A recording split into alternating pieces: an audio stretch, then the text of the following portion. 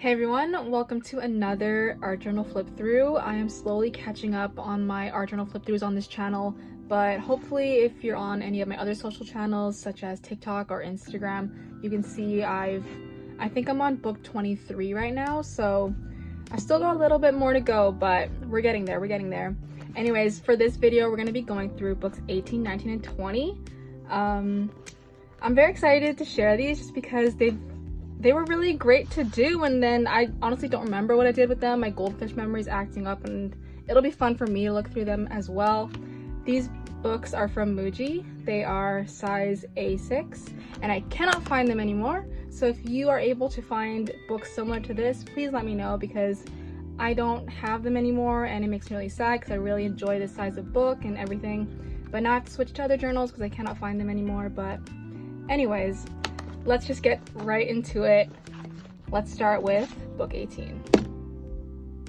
So here's book 18. This book is all paint smush. All paint smush because I don't know, I was really feeling this. This was back in, give me a second here. I do not have a date. I'm pretty sure this was like in November 2021, around that time. But I don't know, I was in a huge slump with my art journaling, and for some reason this was all that was keeping me going. I don't know if any other artists can relate, but sometimes you just need to repeat something and get it out of your system, and that's what I did with this book. I was really just experimenting with colors. Like, I really wanted to see like what colors fit where, what colors worked well together, what colors are buddies. If you can hear that little pitter patter, it's my dog walking around. But yeah, I was really like trying to make like different shapes with the paint splatter and stuff. Like, this kind of looks like birds to me, kind of like hummingbirds. And it's really cool because it's like no matter what you do, okay, but the paint really stuck together for this journal. But it's like no matter what you do, you're gonna get a different result every time. And it's just really great that way because I don't know, I think it's also like the type of thing where it's like if you keep practicing at something, you'll get better at it. Because I tend to just do things and then move on to something else, but this book really forced me to kind of just really buckle down and try a medium or try a style and really like work through it and see what I like and how I can make things different and different variations of the art. So this was very practical, this book. It wasn't very, you know, like a new page, something different every time, but it was very like work through it. Some are gonna be really good, some are gonna be really bad. Like this is a tragedy. Look at all this. Also, it's because this book, the pages are really thin, so of course it's not gonna dry very well and things like that. But so this might be good to try out for me for like a thicker book to see how it works out. But I think I just really liked it for testing out colors and things like that. And I can say this style is out of my system now because I do not do it as much, just because I'm over it. And yeah, there it is here, completed October 6th. But yeah, there we go, book 18. I love how I talk about these books like book 18, book 19, book 20, like it's some big numerical thing, but I keep them in order just so that I can know like the time period that I do them in. So this book 19, is all in black and white, and as you can see, it took me an extremely long time to finish because I was struggling with it. It took me from October to April, so that's already gonna describe how long this book took me. I don't know, like when I started it, I was really pumped and I was like, yeah, I can really do this. I can do an entire book of just black and white. And then I just really struggled to get through it. But for some reason, like I was trying to like work with different types of marker and like different like thickness of marker to see how that would impact like my strokes and lines on the page and stuff. And then I got this marker. It's like this really thick marker, kind of like a Sharpie basically, and I was using that and it would bleed through every single page, and I was getting very frustrated on how to cover things and things like that. And I don't know, like of course there are some beauties in this page. Like of course I like this. I was trying to study different art styles with that, like different shapes, and it's very geometrical. But I also find these to be a very different style from what I was doing. Like for example, book 18 was a lot of color, a lot of paint, and now here we are just black and white. So I was really trying to just try something new, and I do enjoy it, but Would I do this again? Probably not. I do realize I enjoy color so much and I need color in my life, but it was good to like try this out, but it did take me a really long time to finish.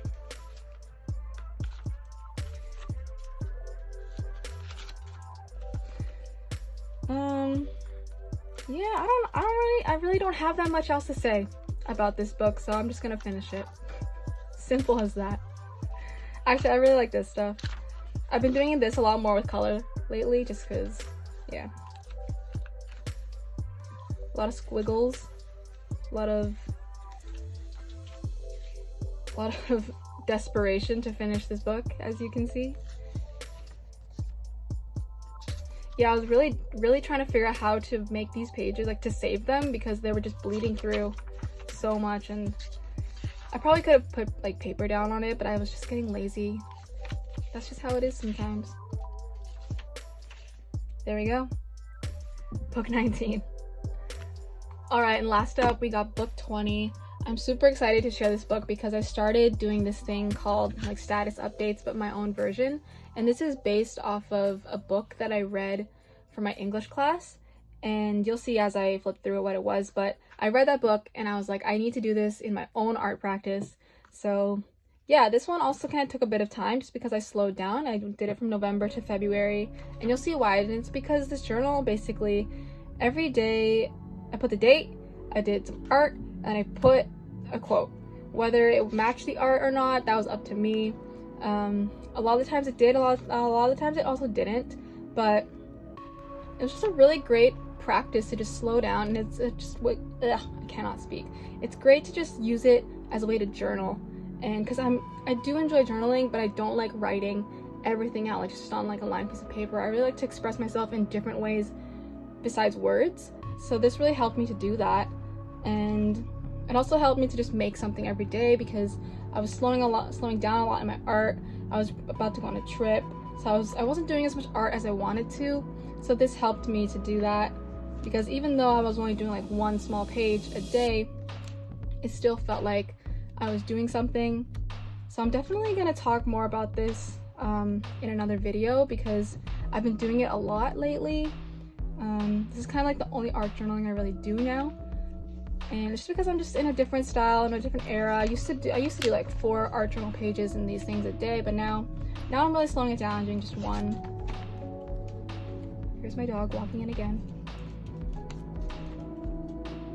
But yeah, it just means like sometimes you get weird pages like this where you don't know what you're doing, but it's like ups and downs.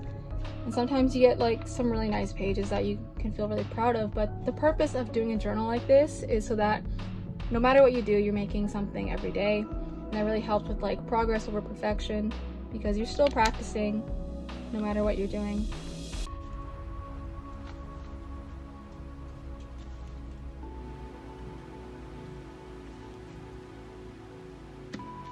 It's my handprint, I'm just making sure. And I usually would do these kind of at nighttime before I go to bed, kind of just like as a recap or like a summary of my day. Yeah, just to get like the feelings out, or like get whatever's going on in my mind out just before I go to bed. But yeah, that's the end of this journal, book 20.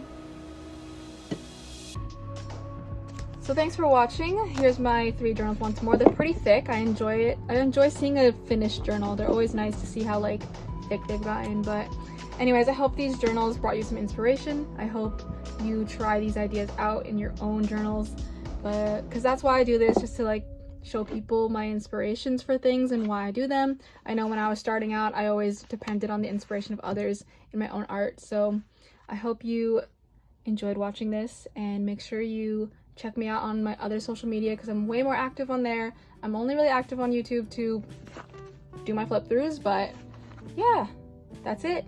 Be kind to yourself, and I'll see you in the next video. Bye.